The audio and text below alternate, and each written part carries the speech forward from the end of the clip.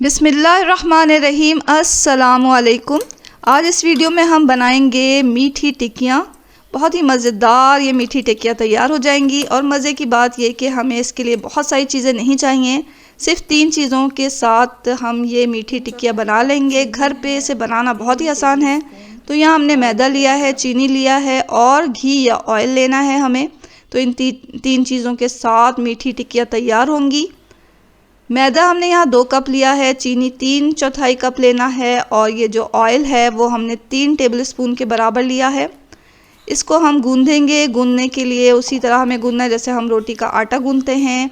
एक प्याला ले लें और उसमें पहले मैदा डालेंगे 2 कप, 3/4 कप चीनी डालेंगे। चीनी को यहाँ हमने पीसा नहीं है क्योंकि पीसने की ज़रूरत नहीं है। यहाँ चुटकी भर नमक डाल लें। चीनी को पीसने की ज़रूरत इसलिए नहीं है कि जब हम मीठी टिक्कियाँ तलेंगे तो तेल में जाकर ये जो चीनी है वो खुद ही मेल्ट हो जाएगी। तो आप बग़ैर पीसे ही इसे इसमें मिला दें। तो ये जो मीठी टिक्कियाँ है बनाना बहुत ही आसान है, बहुत ज़्यादा मेहनत नहीं लगती इसमें। अच्छी तरह हमने तमाम चीज़ों को मिक्स कर लिया। अब इसमें हम ऑयल डालेंगे। 3 टेबलस्पून ऑयल ले लें, लेकिन ये घी या ऑयल लेना है आपको, लेकिन इसे गर्म करके लेना है। तो गर्म घी या ऑयल इसमें डालें और अच्छी तरह इसे मिक्स कर लें। अच्छी तरह मिक्स कर लें ताकि तमाम जो ये मैदा है उसमें ये ऑयल अच्छी तरह मिक्स हो जाए। ये देखें इस तरह क्रम्स से बन जाएंगे इसके। अब इसमें हम थोड़ा थोड़ा पानी मिलाकर इसे गूंद लेंगे। पानी को हमें नॉर्मल टेम्परेचर का लेना है, यानी कि ना ठंडा हो ना गर्म हो, नॉर्मल टेम्परेचर का लें और इसमें थोड़ा थोड़ा डालकर इसे गूंदें। गूंदना जो है उसी तरह है जैसे हम रोटी का आटा गूंदते हैं, लेकिन इसको थोड़ा सा सख्त गूंदेंगे। तो इसमें जो हमने पानी इस्तेमाल किया है वो तकरीबन 1/4 कप और 2 से 3 टेबलस्पून के बराबर है। तो इतने पानी में ये आटा अच्छा गूंद गया था। आप भी देख लीजिएगा, इतना ही आपका भी लगेगा पानी। तो ये हमने आटा गूंद लिया है। जब तक आटा गूंद रहा है, आप अगर समझते हैं कि ये चैनल जो है वो अच्छा है और अच्छी रेसिपीज़ हैं इसकी, तो आप इसे सब्सक्राइब कर लें और लाइक और शेयर भी करें, कमेंट्स भी किया करें। यह आटा देखें हमने इतना सख्त गूंदा है, बहुत ज़्यादा ना नरम है ना बहुत ज़्यादा सख्त है। अब इसके ऊपर हम थोड़ा सा ऑयल लगा देंगे और इसको रेस्ट के लिए रखेंगे तकरीबन 10 से 15 मिनट।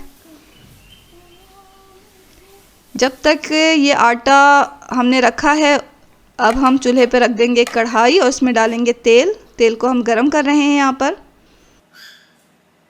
आप ऑयल की जगह घी में भी इसे तल सकते हैं, तो थोड़ा ही ऑयल हमें डालना है कि ये अच्छा सा तल जाए।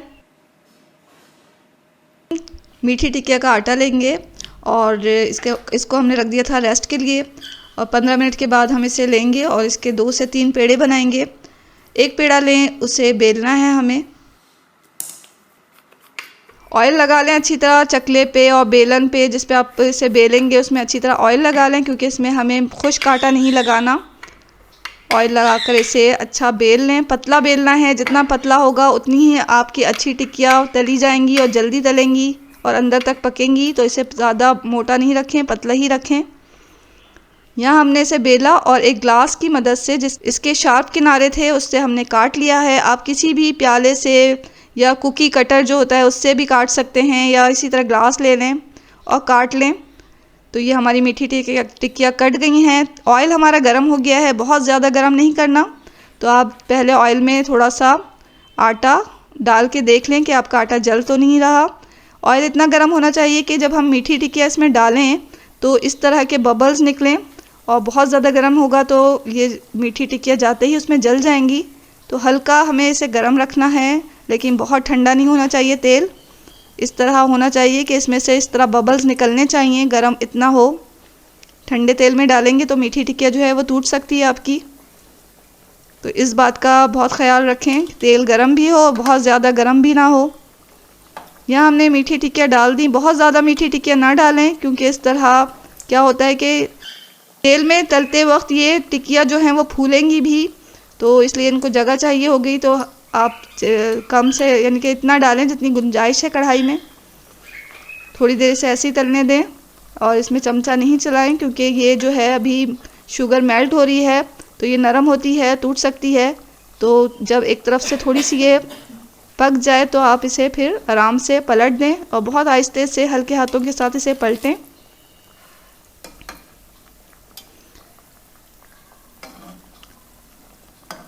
हम इसे लो फ्लेम पर ही, बहुत ज़्यादा भी लो नहीं, थोड़ा सा मीडियम की तरफ इस पर ही हम तल रहे हैं। और ये देखें इस तरह बबल्स, इतना गर्म रहे तेल कि इसमें बबल्स आते रहें और ये आहिस्ता आहिस्ता तलेगा तो अंदर तक तल जाएगा। रोटी जब बेलें आप तो ख्याल रखें कि पतली ही बेलें, जितनी पतली होगी उतना ही आपके जो मीठी टिक्कियाँ जो है वो अच्छी तरह जल्दी तलेंगी और अच्छी तलेंगी, अंदर तक तलेंगी। तो बहुत मोटा नहीं रखें इसे, आहिस्ता आहिस्ता इसे तल लें। दोनों तरफ से ये बिल्कुल गोल्डन हो जानी चाहिए और अंदर से ये पक जाएंगी। इस तरह ही आहिस्ता आहिस्ता आप तलेंगे तो अंदर से ये अंदर तक पक जाएंगी। ये मीठी टिक्कियाँ जो हैं वो खाने में बहुत ही मज़ेदार होती हैं। इसे आप चाय के साथ खाएं या बच्चों को दें, बहुत ही अच्छी लगती हैं ये। और मज़े की बात ये कि आप जो हैं, यहाँ हमने दूसरी रोटी बेल ली और इसको भी हम क्या करेंगे, ग्लास में थोड़ा सा खुश्क आटा लगा के इसे भी हम काट लेंगे। और जो ये साइड में से जो आटा बचा है उसे दोबारा से पेड़ा बना के बेल कर दोबारा से इसके भी टिक्कियाँ काट लेंगे। यहाँ आहिस्ता आहिस्ता हमारी टिक्कियाँ तल चुकी हैं। देखें अच्छा सा इसका कलर आ गया है। तो जब ये इस तरह का कलर आ जाए तो आप इसे अच्छी तरह तेल में से छान के निकाल लें। यहाँ हम एक एक करके तमाम टिक्कियों को निकाल लेंगे।